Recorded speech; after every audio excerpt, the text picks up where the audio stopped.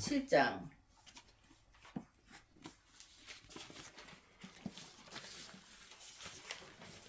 창세기 37장 1절로 11절에 있는 말씀입니다. 제 성경에는 56페이지에 있습니다.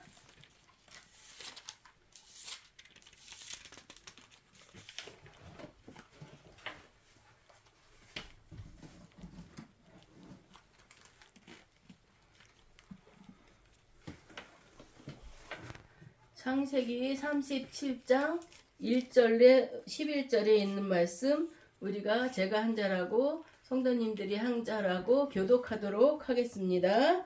야곱이 가나안 땅 곧 그의 아버지가 거류하던 땅에 거주하였으니 야곱의 족보는 이러하니라. 요셉의 37세로서 그의 형들과 함께 양을 칠 때 그의 아버지의 아내들 바로와 실비의 아들들과 더불어 함께 있었더니 그가 그들의 잘못을 아버지께 말하더라.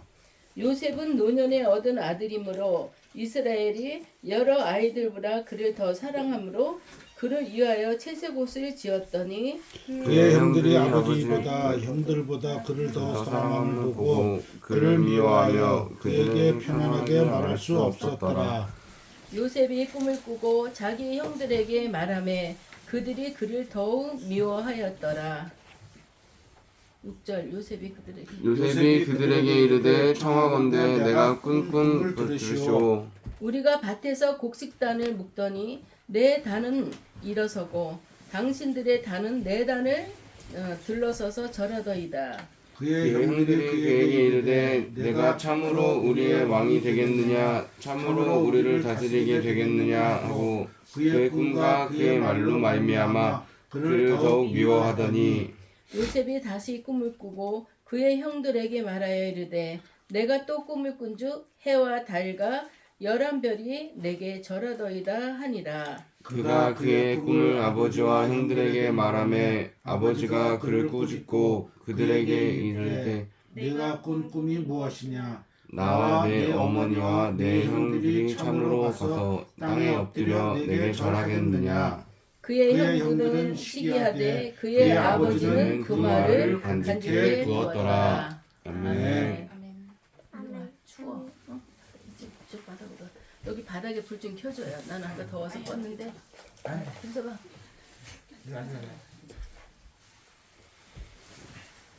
잠깐 기도하겠습니다. 하나님 감사합니다. 주님 은혜 가운데 오늘 또 주일을 맞아서 이렇게 우리가 열매 맺는 교회에 나와서 예배드릴 수 있게 하심을 진심으로 감사드리옵나이다. 우리가 예배드릴 때 주님 기뻐 받아 주시옵시고 예배를 통해서 주님이 하시는 말을 우리가 깨달을 수 있도록 주님 도와주시옵소서. 이 시간도 예배드릴 때 악하고 더럽고 추한 것들이 틈타지 못하도록 막아주시옵고 오직 우리 성령님만이 역사해 주셔서 이 예배가 성령 충만한 예배 되게 하시고 주님 기뻐 받으시는 예배 될 수 있도록 주님 인도하여 주시옵소서. 우리 주님께서 부족한 종 세우셨습니다. 저를 통해서 주님 사용하여 주시옵고 주님을 대연하는 자가 되어서 주님 앞에 이 시간도 온전하게 쓰임받는 귀하고 복된 시간 될 수 있도록 주님 도와주시옵소서. 아멘. 예수님 이름으로 기도드립니다. 아멘. 할렐루야.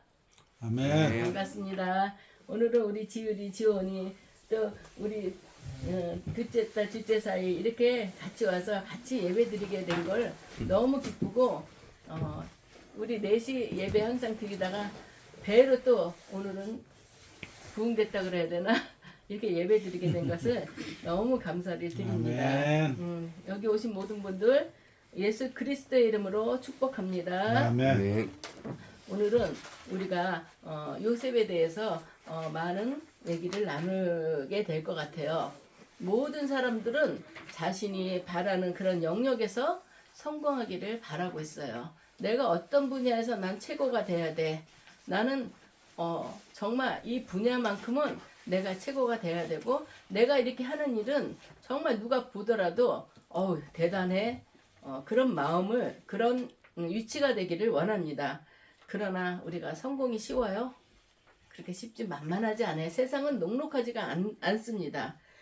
모두 성공하기에 노력하지만 노력한다고 다 성공하지는 못한다는 얘기입니다. 성공의 비결이 따로 있는 걸까요? 주자 어록에 보면은 정신일도 화사불성 그런 유명한 말이 있습니다. 한 가지 일에 정신을 집중하면 못 이룰 것이 없다. 이런 말입니다. 정말 그것에 집중만 하면 될까요? 서양의 풍습에는 또 별똥별이 떨어질 때 그거를 보면서 우리가 소원을 말하면 다 이루어진다는 서양 속담도 있답니다. 그 별똥별이 내가 원하고 바라는 걸 기도할 동안에 그게 떨어지지 않고 하늘에 머물러 있겠어요? 후다닥 떨어지는 거지. 그러니까 내가 어떤 것을 정말 이거는 내가 꼭 이뤄야 되겠다. 내가 생각하고 기도하는 그런 내용일 것 같아요. 그러니까 떨어지자마자 하나님 나 이거 해주세요. 이렇게 되는 겁니다. 그 사람들의 대상은 하나님이 아니겠죠.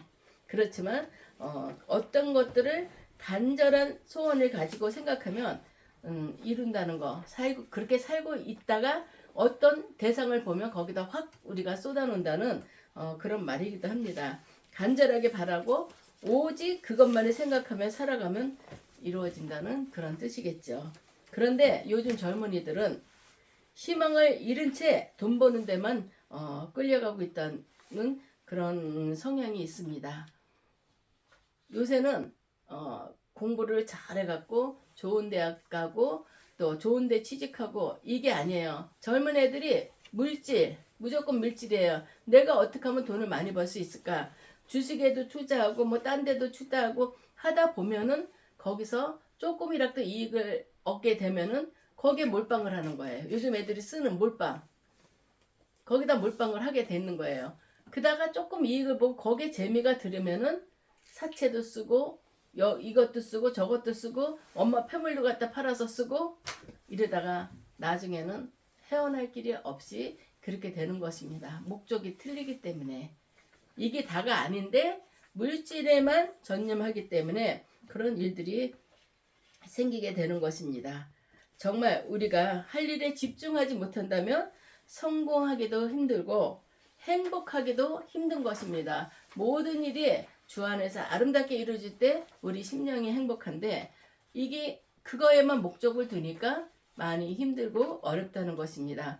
오늘 성경 말씀 요셉의 삶을 보려고 하는데 요셉은 완전히 하나님 앞에 집중을 하며 살았습니다. 그 요셉이 처음부터 하나님 앞에 집중했던 건 아니죠. 요셉은 원래 우리와 다를 바 없는 그저 평범한 사람이었음을 우리는 알아야 합니다. 창세기 37장 2절에 보면 야곱의 족보는 이러하니라 이렇게 나오면서 요셉이 17세의 소년으로서 그의 형들과 함께 이렇게 나옵니다. 야곱의 족보를 하다가 왜 요셉으로 나왔을까요? 요셉의 비중이 크기 때문에 요셉을 어필하기 위해서 요셉이 나온 겁니다. 그가 양을 칠 때 그의 아버지의 아내들 요셉은 원래 본처는 레아 삼촌네 집에 갔고 형 에서를 피해 도망가서 삼촌네 집에 가서 삼촌의 딸들 레아와 레아를 사랑하지 않았어요. 라헬을 사랑했는데 삼촌이 그거를 눈치채고 네가 여기서 7년을 일하면은 내가 라헬을 너에게 주겠다 약속을 했는데 그 시대는 너무 나는 이해가 되지도 않는 부분이 있어요. 결혼했는데 레아가 신방을 차려야 되는데 아니 라헬이 차려야 되는데 레아가 들어온 거예요. 근데 그거를 신랑이 몰랐대요. 그래서 나는 이걸 보고 막 웃었어요. 아무리 그래도 그렇지 레아랑 라헬을 구분하지 못했을까. 내가 사랑하는 자는 라헬이었는데 삼촌이 레아가 눈도 안 좋고 결점이 많은 딸이었어요. 그러니까 다른 데 시집 못 갈까 봐 얼른 이 딸을 보냈어. 그러니까 아침에 일하는 삼촌한테 삼촌 나는 라헬을 사랑했는데 왜 레아를 보냈어요? 그랬더니 우리나라 풍습은 여기 풍습은 언니가 먼저 시집 간다 이러고 야곱을 속인 거였어요. 그래서 또 레아를 위해서 또 고생을 17년 동안 또 고생을 하고 그 두 부인을 얻게 됐어요. 근데 언니는 결혼하자마자 금방금방 애를 낳는데 라헬은 아기를 못 낳았어요.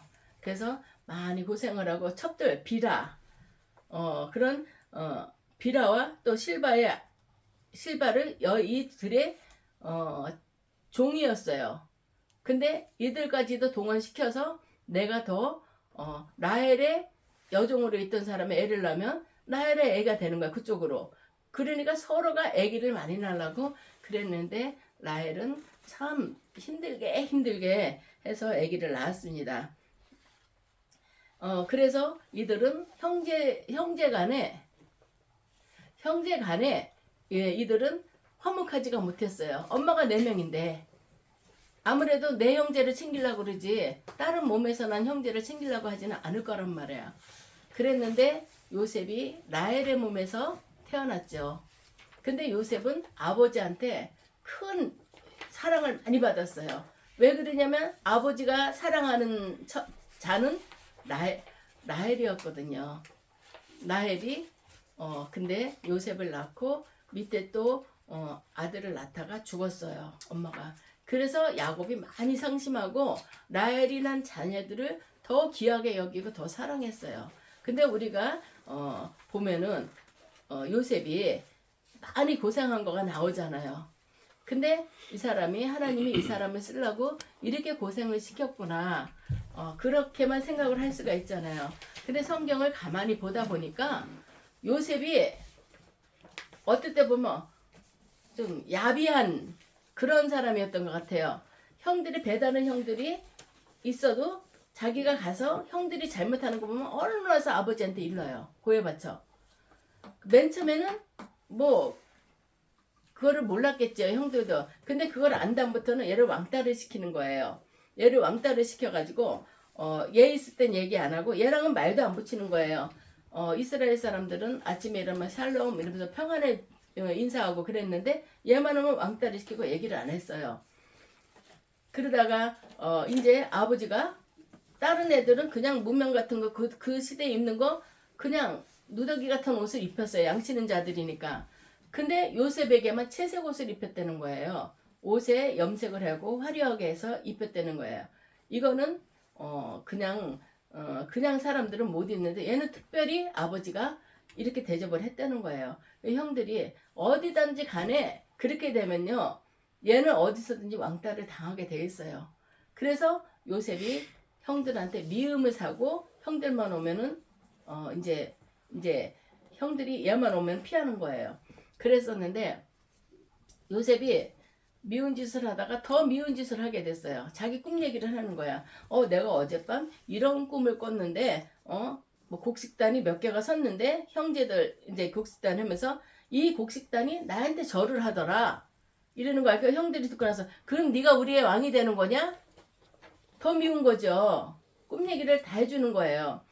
그리고 또 나중에 이거 말고도 다른 또 꿈 얘기를 해주니까 형들이 그 동생만 보면 시기 질투가 나고 저거를 어떻게 죽일까? 그런데 하루는 이 요셉이 형들이 양을 치는 곳에 아버지 심부름으로 왔어요. 심부름으로 왔는데 형들이 없어요. 그래서 찾다 보니까 이제 형들이 구덩이를 파놨어요. 구덩이가 있는데 거기에 요셉이 빠지도록 한 거예요. 죽이려고. 그런데 그 중에 큰 형 유다가 우리가 얘를 죽일 거 뭐 있겠냐?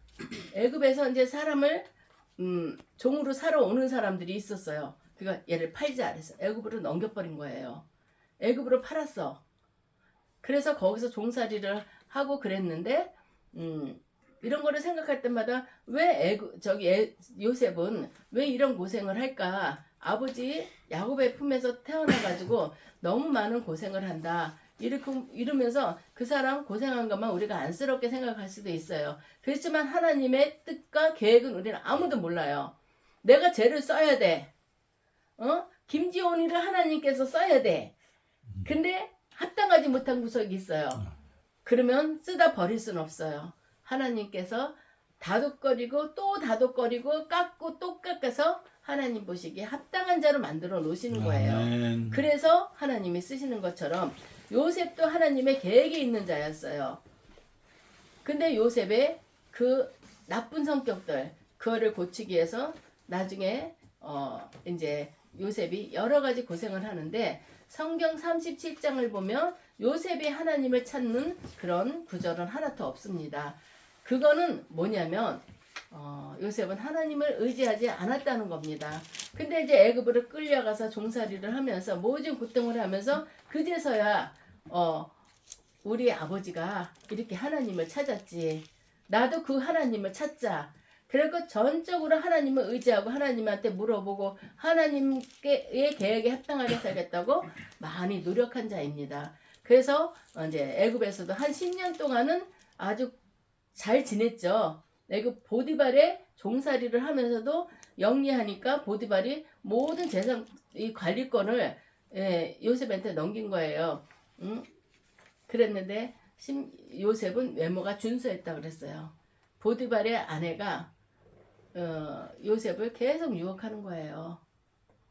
당신이 나랑만 하루 같이 있으면은 당신은 승진하는 거 이런 거 내가 다 책임져 주겠다. 당신의 앞길을 열어주겠다. 막 그러는 거예요. 근데 요셉은 하나님을 두려워했던 사람입니다. 정말 그 여자만 마음을 합해주고 그러면은 이 여자 비유만 맞춰주면 그 당신은 구순하게 지나갈 수 있겠지만 하나님은 지금은 제가 제일 무서워하는 말씀이 어떤 말씀이냐면 사람은 사람을 속일 수 있지만 하나님은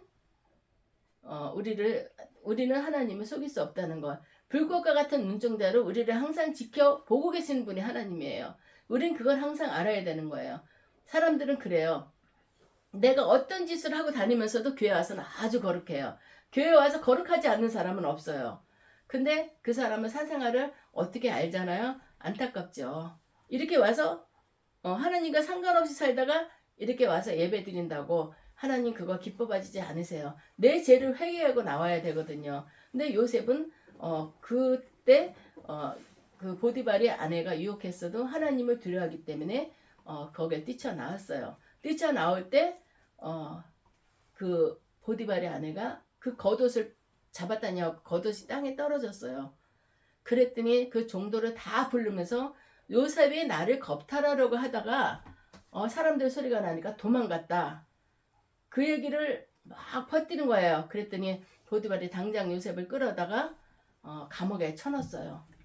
근데 하나님께서는 요셉이 왜 이렇게 선한 일을 하고 그렇게 사는데 하나님께서는 이 사람의 길을 왜 이렇게 막아놓으셨을까? 우린 그렇게 생각을 할 수가 있어요.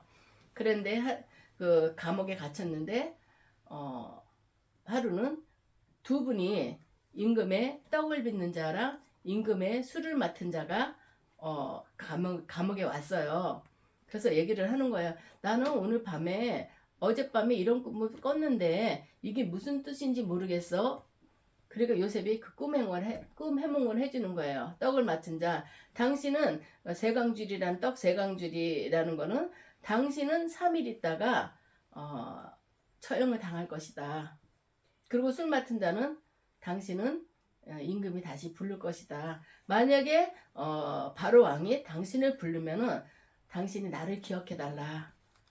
나도 억울하게 여기 왔으니까 당신이 나를 기억해줘서 나도 여기서 풀려나게 해달라고 그랬어요. 근데 사람들은요 그때 자기 꿈을 해석을 해주고 다시 궁으로 들어간 그 관원장은 이거를 항상 생각했어야 되는데 사람은 등 따스고 배부르면은 그런 거랑 상관이 없어요. 근데 그리고 3년이 지났는데 바로가 꿈을 꿨는데 소가 살이 찐 암소 7마리를 보여주고 또 삐쩍 마른 암소 7마리를 보여준 거예요. 아무리 꿈을 이거 해석하려 해도 해석할 사람이 없는 거예요. 그래서 고민을 했더니 그때 관원장이 맞아요. 내가 그때 3년 전에 그 감옥에 있을 때 이런 자가 있었습니다. 그런 거예요. 그랬더니 그 사람이 그 바로 왕이 그러면 그 사람을 데려와라. 그래서 내가 이러이러한 꿈을 꿨는데 7마리의 황소가 있다가 그게 없어지고 7마리 아주 비루먹은 소같이 삐쩍 마른 소가 있더라. 그러면서 얘기를 한 거예요. 그랬더니 요셉이 바로 왕한테 7년은 아주 풍년이 들 거고 7년은 아주 흉년이 들 거니까 이 7년 동안에 곡식을 계속 많이 쌓아두고 창고를 져서 곡식을 쌓아두자 얘기를 했더니 바로 왕이 너무 나는 이걸 해석을 못했는데 이런 해석을 해주니까 얼마나 고마워요. 그러니까 바로 왕이 이 사람을 불렀어요. 다시. 그래갖고 이 나라에 그러면 네가 7년 동안에 이 곡식을 다 저장해뒀다가 흉년이 들 때 이거를 네가 알아서 해라. 모든 권한을 맡긴 거예요. 그랬을 때 7년이 지나고 7년이 또 흘렀는데 그때 흉년이 있을 때 애굽은 곳간에 들인 게 많으니까 흉년이 와도 걱정이 없어요. 그래서 이웃 나라에서 와서 이 곡식을 사가는 그런 일이 있었고 이 애굽으로 간 요셉 때문에 그 부모가 굶지 않고 애굽에 와서도 이 아들이 죽었는지만 아는 이 아들이 거기서 총리가 되어 있다는 걸 알았을 때 아버지가 기뻐했다는 거. 아버지한테 꿈 얘기를 다 했대. 너 그런 얘기 누가 하지 말라. 야단을 쳤었는데 이제 형들한테 얘기했다가 그렇게 죽임까지 당할 뻔했던 그런 요셉의 얘기입니다. 오늘 이거를 볼 때 우리는 어떤 일이든지 간에 거짓말을 하면 안 돼요. 그리고 이간질을 하면 안 돼요. 이 요셉이 나중에는 이 총리가 됐지만 하나님께서의 이 계획, 이 이스라엘에서 흉년이 들면은 애굽에서 이 이스라엘을 먹여 살리는 거거든요. 이런 계획에 요셉을 쓰기로 계획했는데 요셉이 합당하지가 못하기 때문에 이런 훈련을 종살이 시키고 감옥살이 시키고 이런 훈련을 받았다는 거 알게 됩니다. 우리가 누구를 뭐 고자질한다고 그러죠. 쉬운 말로. 그럴 때 처음엔 아무것도 아닌 거예요. 모든 일들은 다 아무것도 아닌 것에서 시작이 되는 거예요. 그렇지만 이게 점점 커지고 그러다 보면은 방법이 없는 거예요. 그래서 하나님께서는 그 요셉의 옳지 못한 행동들 우리가 와서 여긴 청소도 안 해서 교회 가서도 그래요. 어저께 청소도 안 보니 누구야? 교회가 왜 이렇게 지저분해? 이런 말 하는 사람들이 있어요. 근데 교회 가서 내 눈에 보이면 그건 내가 하는 거예요. 그런 마인드를 가지고 해야지 누가 한다는 것은 나는 상관없어. 내가 하는 건 아니야. 니네들이 하는 거야.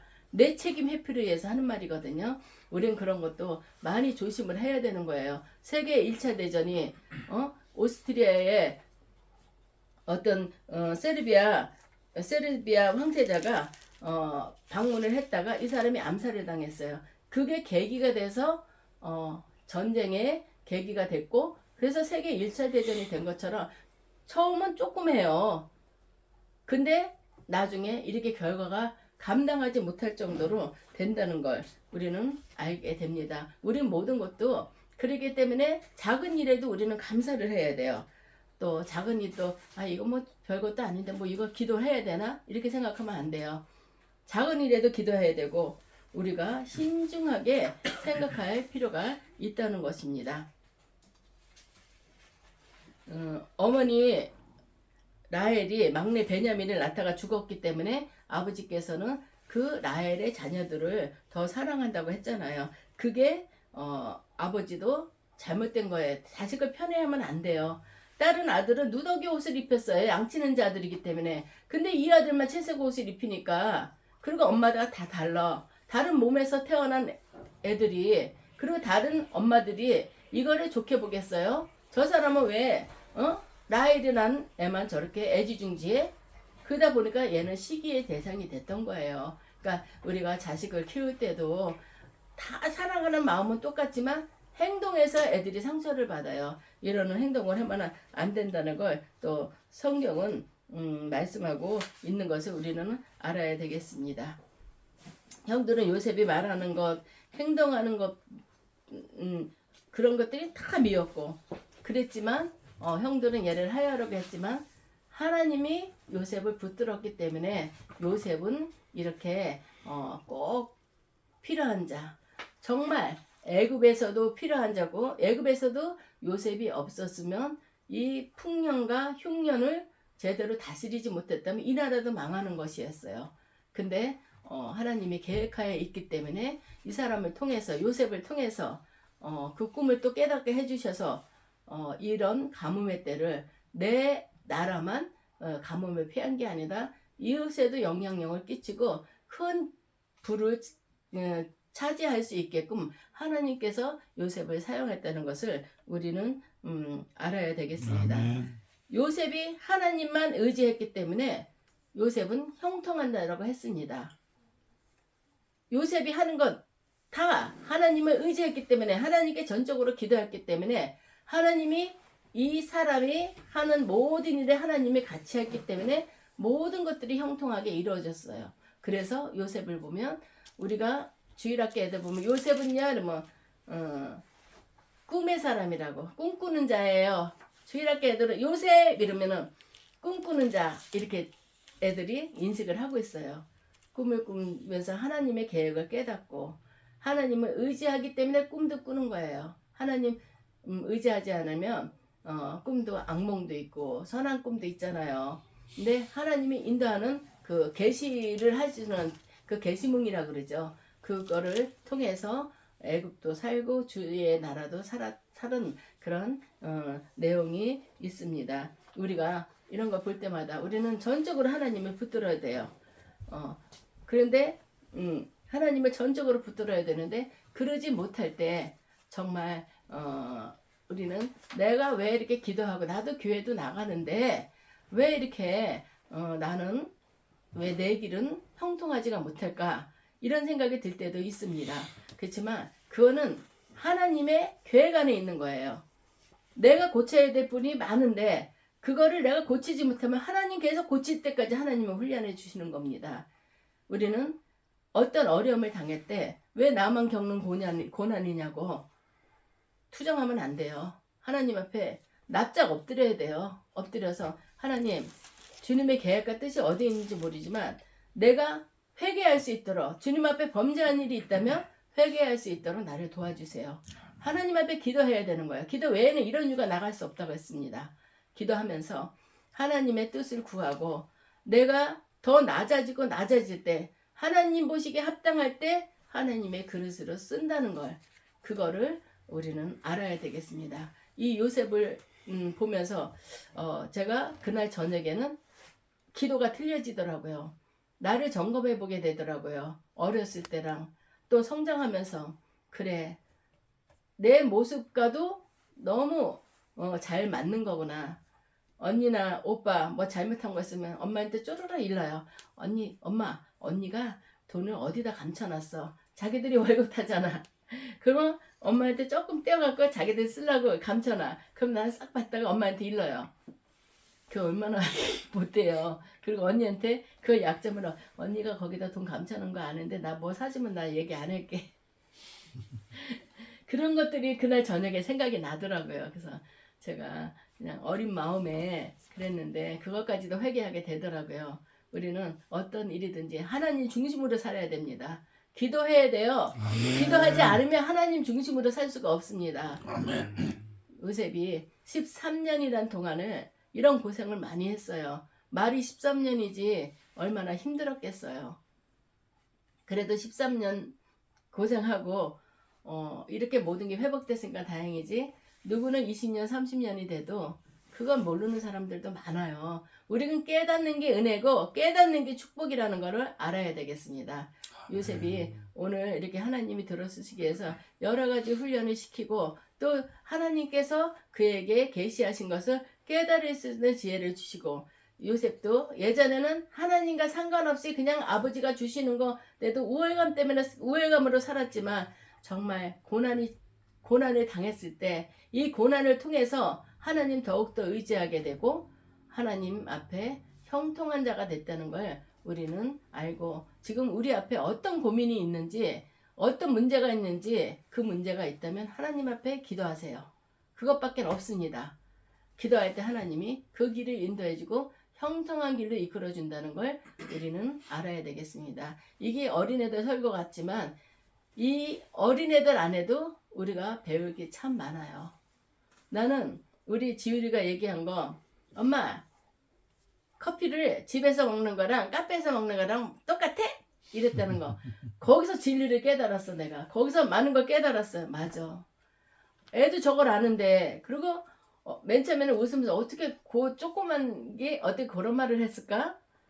영특하다 이렇게만 생각했어요. 근데 자꾸 그 생각이 나는 거예요. 맞아, 그게 진리야. 예배를 집에서 인터넷으로 드리는 거랑 교회 와서 드리는 거랑 똑같아요? 틀리죠? 아멘.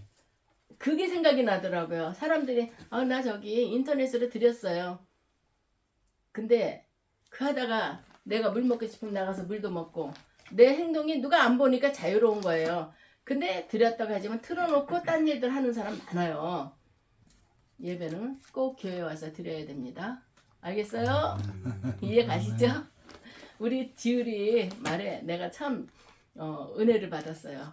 조그만 내 말이지만 참 우리 지율이 너무너무 똑똑하다. 그래 맞아.